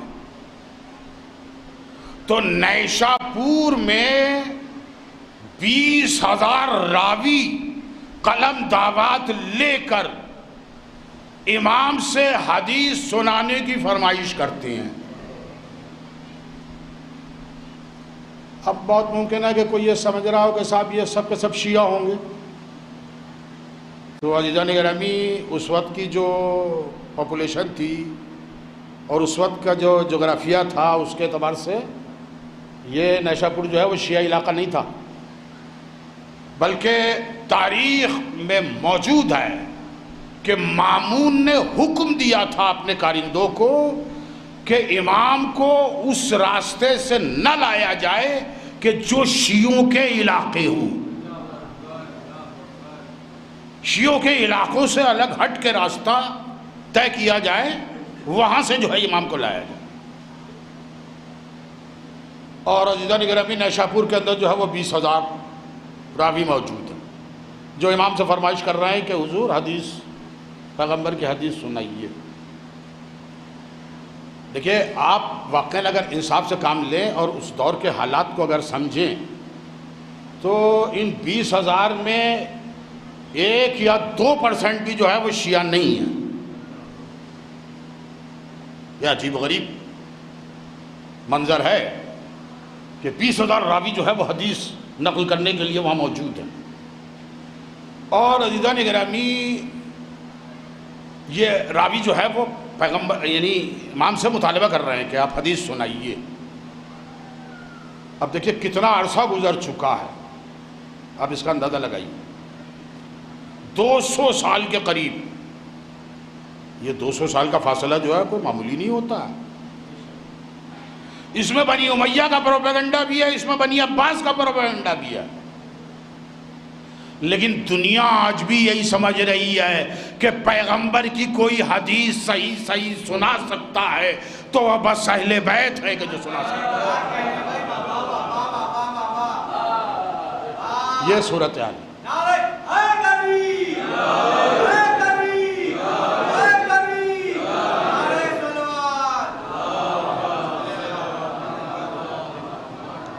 یعنی بنی عباس اور بنی امیہ کے پروپیگنڈوں کے باوجود دنیا یہ سمجھ رہی ہے کہ اس پیغمبر کی حدیث کہیں سے صحیح مل سکتی ہے تو بس اسی دروازے سے مل سکتی ہے، اس کے علاوہ کہیں نہیں مل سکتی. عزیزان گرامی ایک واقعہ اور ہوا ہے امام کی زندگی میں، اور وہ واقعہ آپ حضرات نے سنا ہوگا اور یقیناً سنا ہوگا کہ امام سے یہ فرمائش کی مامون نے کہ اس بار عید کی نماز آپ پڑھائیں. امام نے منع کیا کہ نہیں میں عید کی نماز نہیں پڑھاؤں گا، کیونکہ امام جانتے تھے. تو بہرحال یہ ہوا کہ آپ عید کی نماز پڑھائیے. جب اصرار زیادہ ہوا تو امام نے کہا کہ میری ایک شرط ہے. کہا کہ حضور وہ شرط بھی بتا دیجئے. کہا میری شرط یہ ہے کہ میں نماز اسی طرح سے پڑھاؤں گا جیسے پیغمبر پڑھاتے تھے.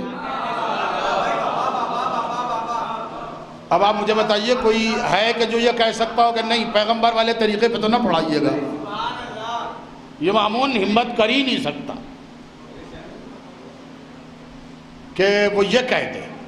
اور میں آپ کے اذہان عالیہ کو اس چیز کی طرف متوجہ کروں. دیکھیں 8ویں امام کا دور وہ ہے کہ اس سے پہلے جو ہے 4 اماموں کا دور گزر چکا ہے. امام ابو حنیفہ کا دور گزر چکا، امام مالک کا دور گزر چکا، امام احمد ابن حنبل کا دور گزر چکا، امام شافعی کا دور گزر چکا. یعنی باقاعدہ فقہ جو ہے وہ موجود ہیں. اور ان تمام فقہ ہوتے ہوئے حنفی، شافعی، مالکی، حنبلی ان سب کے ہوتے ہوئے امام فرما رہے ہیں کہ میں نماز ویسے ہی پڑھاؤں گا جیسی پیغمبر پڑھاتے تھے. اور عزیزان گرامی مامون کہہ رہا ہے کہ چلیے آپ پڑھائیے اسی ڈھنگ سے پڑھائیے جیسے پیغمبر پڑھا. اس کا مطلب کیا ہے؟ اس کا مطلب یہ کہ مامون مان رہا ہے کہ ان چاروں مکاتب فکر کی نماز وہ نماز نہیں ہے کہ جو پیغمبر کی نماز تھی، وہ نماز ہی نہیں ہے۔ بھئی شرط کو قبول کر لینے کا مطلب کیا ہے؟ اس شرط کو قبول کرنے کا مطلب یہی ہے۔ اور عزیزان گرامی، اب عید کا دن آیا اور امام نماز کے لیے آمادہ ہو رہے ہیں، اور جیسے امام نماز کے لیے آمادہ ہوئے، عزیزان گرامی، امام نے محسوس کیا کہ دروازے کے اوپر گھڑ سواروں کی آواز جو ہے وہ آئی۔ امام نے پوچھا کہ پوچھو ذرا کیا ماجرا؟ تو پتہ یہ چلا کہ آپ کو جو ہے وہ عیدگاہ تک لے جانے کے لیے شاہی دستہ جو ہے وہ آیا ہے لینے کے لیے، شاہی دستہ جو ہے وہ آپ کو لینے کے لیے آیا۔ امام نے فرمایا کہ میں نے تم سے کہا نہیں تھا کہ میں اسی طرح سے نماز پڑھاؤں گا جیسے پیغمبر پڑھاتے تھے؟ اب دیکھیں، شاہی پروٹوکول جو بھی ہوتے تھے آج بھی عزیزان گرامی تمام سرکاری جتنے بھی مراسم ہوتے ہیں ایک پروٹوکول کی پابندی ہوتی ہے۔ امام کو معمولی آدمی تھوڑا ہی ولی عہد ہیں، تو اسی اعتبار سے جو ہے وہ لشکر جو ہے وہ آیا ہے کہ جو امام کو جو ہے وہ ساتھ لے کے جائے گا۔ امام نے فرمایا کہ نہیں، یہ لشکر واپس جائے۔ اب عزیزان گرامی لشکر جو ہے وہ واپس ہوا اور امام اسی شان سے نکلے کہ جس شان سے پیغمبر نکلتے تھے۔ دیکھیں، نماز عید کے کچھ مستحبات ہیں کہ جو بہرحال آج کی ہماری دنیا کے اندر جو ہے وہ تقریباً ترک سے ہو گئے ہیں۔ دیکھیں، ایک مستحب چیز تو یہ ہے کہ جانے کا راستہ کچھ اور ہو اور آنے کا راستہ کچھ اور ہو، یہ مستحبات میں سے پیغمبر کی سنت ہے۔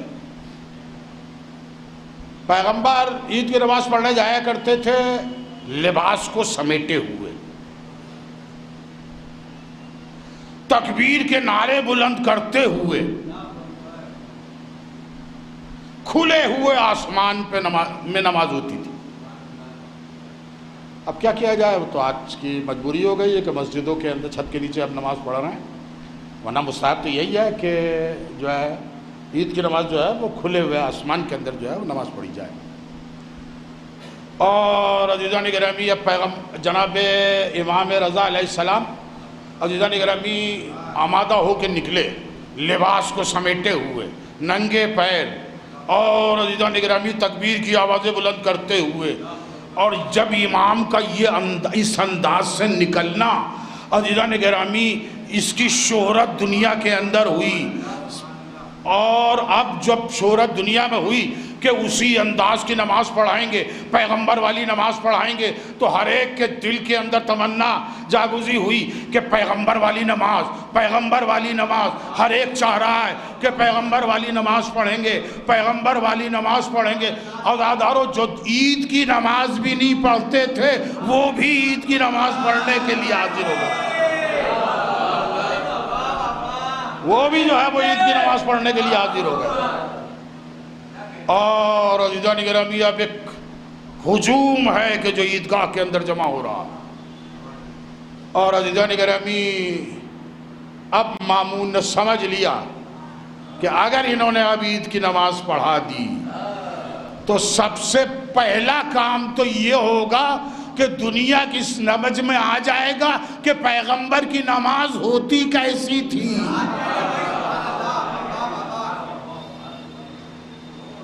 اور اگر انہوں نے نماز پڑھا دی تو پھر تو جو ہے باقی فقہ کا کیا ہوگا، ہماری حکومت کا کیا ہوگا؟ لہذا امام کو جو ہے روک دیا گیا، اور امام نے اس کے اوپر کوئی احتجاج نہیں کیا، کوئی اصرار نہیں کیا کہ نہیں میں نماز پڑھاؤں گا۔ عزیزان گرامی اصرار کیوں نہیں کیا؟ دیکھیے اصرار اس لیے نہیں کیا کہ امام کو امام کا مقصد حاصل ہو چکا تھا۔ وہ مقصد کیا تھا؟ مقصد یہی تھا کہ اب تک جس طرح کی نماز پڑھ رہے ہو یہ پیغمبر والی نماز نہیں ہے۔ تو عزیزان گرامی اہل بیت علیہ السلام نے جو ہے کوئی نیا دین ایجاد نہیں کیا۔ دشمن الزام لگا سکتا تھا لیکن عزیزان گرامی اہل بیت کے اوپر یہ الزام نہیں لگایا جا سکا۔ امام حسین علیہ السلام نے سرزمین کربلا کے اوپر دشمن کے سامنے جو سوال رکھا ہے، کیا میں نے دین کو بدلا ہے؟ عزیزان گرامی دشمن تھا، کہہ سکتا تھا کہ آپ نے دین کو بدل دیا، لیکن عزیزان گرامی وہ جو حسین کے خون کا پیاسا ہے، جو خیموں میں آگ لگانے کے لیے آیا ہے، جو ظلم و ستم ڈھانے کے لیے آیا ہے، وہ بھی ہمت کر کے یہ نہیں کہہ سکا کہ آپ نے دین کو بدلا ہے۔ یہ عزیزان گرامی یہی حسین کی کامیابی ہے، یہ سوال کر لینا ہی حسین کی کامیابی ہے۔ سقراط کے لیے کہتے ہیں کہ سقراط نے کہا کہ میں حق کے اوپر ہوں، تو کسی نے پوچھا کہ تمہارے پاس دلیل کیا ہے؟ کہا کہ میں اس کے اوپر میری دلیل یہ ہے کہ میرا گرفتار کیا جانا میرے حق پہ ہونے کی دلیل ہے۔ کہا کیسے؟ کہا کہ اگر میری باتوں کا جواب ان کے پاس ہوتا تو مجھے گرفتار کر کے جام زہر نہ پلایا جاتا۔ یہ حسین کی کامیابی ہے۔ حسین پوچھ رہے ہیں کہ کیا میں نے دین کو بدلا ہے، لیکن دشمن ہے کہ وہ کہ نہیں کہہ سکتا کہ آپ نے دین کو بدلا ہے۔ عزیزان گرامی حسین نے جو شہادتیں پیش کی ہیں، ہر شہادت اس بات کی گواہ ہے کہ حسین حق کے اوپر ہیں۔ ہر شہادت اس بات کی گواہ ہے۔ کیسی کیسی شہادتیں حسین نے میدان کربلا میں پیش کر دی۔ عزیزان گرامی ہمارے گھروں کے اندر ایک موت ہو جاتی ہے، ہمارے ہوش و حواس جاتے رہتے ہیں۔ آپ ذرا تصور کیجئے کہ حسین کا بھرا ہوا گھر اجڑ گیا،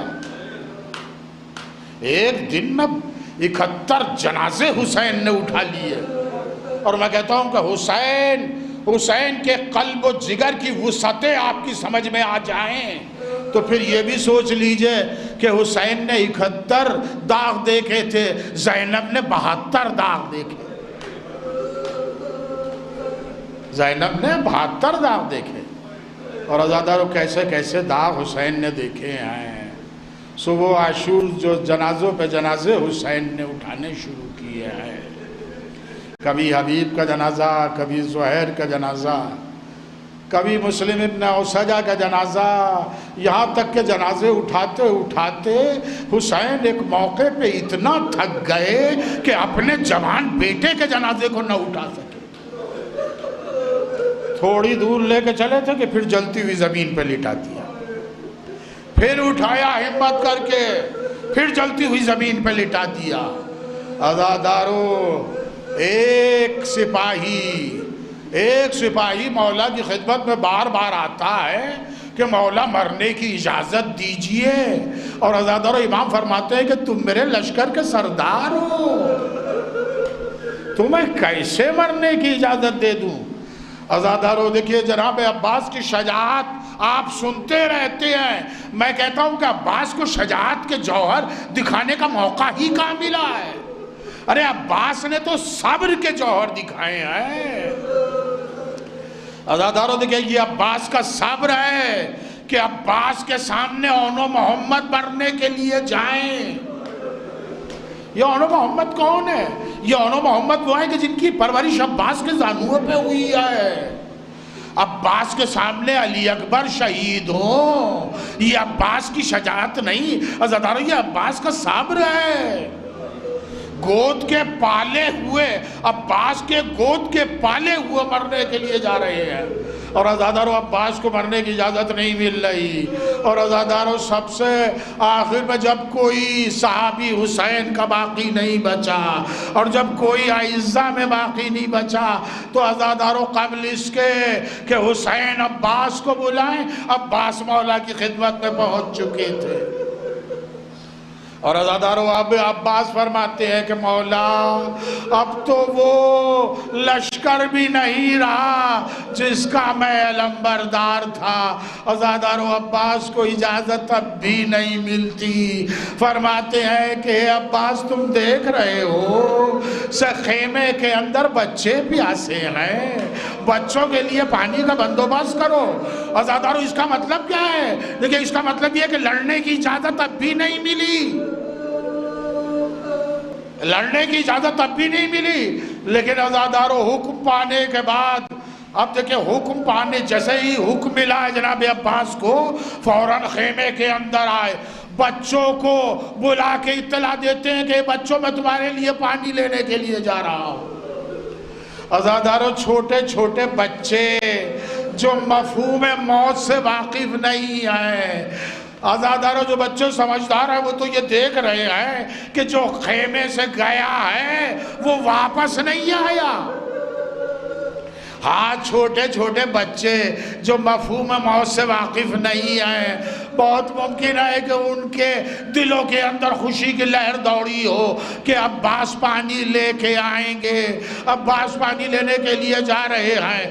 عزادارو جناب سکینہ اپنی سوکھی ہوئی مشکیزہ لا کے جناب عباس کے حوالے کرتی ہے۔ عزادارو جناب عباس مشکیزہ کو لے کر فرات کے کنارے پہنچتے ہیں۔ فرات میں مشکیزہ کو تر کیا، مشکیزہ کو تر کرنے کے بعد عزادارو مشکیزہ میں پانی بھرا اور عزادارو عباس واپس ہو رہے تھے۔ بچوں میں خوشی کی لہر تھی، دیکھو عباس جا رہے ہیں، دور سے علم کی طرف نگاہیں تھی، اب بچے عباس کا علم دیکھ رہے تھے۔ عزادارو جیسے ہی علم واپس ہونا شروع ہوا بچوں کی خوشی کا ٹھکانہ نہیں رہا، لیکن عزادارو تھوڑی دیر نہ گزری تھی کہ ایک لعین نے ایسی تلوار ماری کہ عباس کا بایاں بازو شہید ہو گیا۔ عزادارو جناب عباس نے مشکیزہ کو دائنے ہاتھ میں سنبھالا، علم کو سینے کے اوپر روکا، لیکن تھوڑی دیر نہ گزری تھی کہ پھر ایک لعین نے تلوار پھینک کے ماری، عباس کا دائنا بازو بھی شہید ہو گیا۔ عزادارو علم نیچے گر گیا، بچے اب تک دیکھ رہے تھے علم آ رہا ہے، علم آ رہا ہے۔ عزادارو جیسے ہی سکینہ نے دیکھا کہ علم نیچے گر گیا، عزادارو سکینہ کہتی ہیں اے بچوں میرے چچا کے لیے دعا کرو، میرے چچا کے اوپر مصیبت کا وقت ہے۔ عزادارو بچے دعا کر رہے تھے کہ علم پھر سیدھا ہوا اور علم نزدیک آنا شروع ہوا، لیکن عزادارو اب جو علم نزدیک آیا تو سکینہ نے کیا دیکھا کہ علم عباس کے ہاتھوں میں نہیں ہے، حسین کے ہاتھوں میں ہے۔ سکینہ بچوں سے کہتی ہے اے بچوں اپنے اپنے کوزے پھینک دو، میرے چچا مارے گئے، اب ہمیں پانی نہ ملے گا۔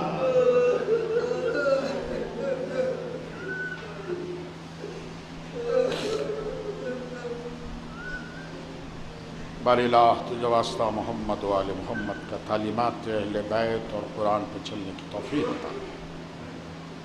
باری الہ تو ہمیں صحیح معنی میں سچا شیعہ کرا، اہل بیت کا شیعہ، اور اس وقت تک ہمیں اس دنیا سے نہ اٹھانا جب تک کہ اہل بیت ہم سے راضی نہ ہو جائے۔ باری الہ مومنین و مسلمین جہاں کہیں ہوں اور جن زحمتوں اور پریشانیوں کے اندر مبتلا ہوں، خصوصیت کے ساتھ مومنین اور مسلمین فلسطین، مومنین لبنان، مومنین شام، اور جہاں جہاں مومنین پریشان پر الہ ان کی مدد فرما، پر الہ جو مرحومین دنیا سے گزر چکے انہیں جوار معصومین میں جگہ عنایت، خصوصاً یہ مرحوم جن کے اصحال ثواب کی مجلس ہے ان کے درجات کو بلند فرما، پر الہ امام کے ظہور میں تاجیل فرما، ہمیں ان کے اصحاب و انصار میں شامل فرما۔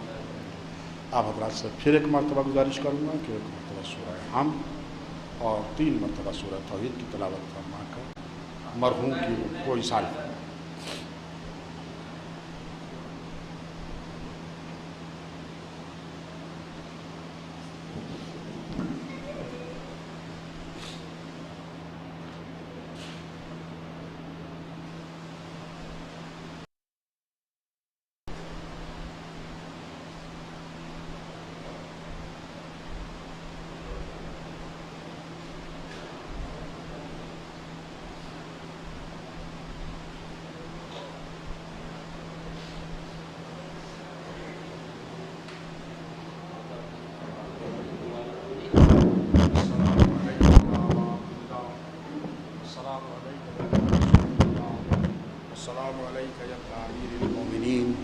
السلام علیکہ یا ابن سیدۃ نساء العالمین، السلام علیکم ورحمۃ اللہ وبرکاتہ، السلام علیکہ یا غریب الغرباء، السلام علیکہ یا معین الضعفاء والفقراء، السلام علیکہ یا شمس الشموس، السلام علیکہ یا انیس النفوس، السلام علیکہ یا مغیث الشیعۃ والزوار فی یوم الجزا، السلام علیکہ یا سلطان العرب والعجم، السلام علیکہ یا ابا الحسن علی بن موسیٰ صلی اللہ علیہ السلام ورحمۃ اللہ وبرکاتہ، السلام علیکہ یا صاحب العصر والزمان، السلام علیکہ یا خلیفۃ الرحمن، السلام علیکہ یا امام الانس والجان، عجل اللہ تعالی فرجا وسهل اللہ تعالی مخرجا وظہورا واجعلنا من اعوانک وانصارک، والسلام علیکم ورحمۃ اللہ وبرکاتہ۔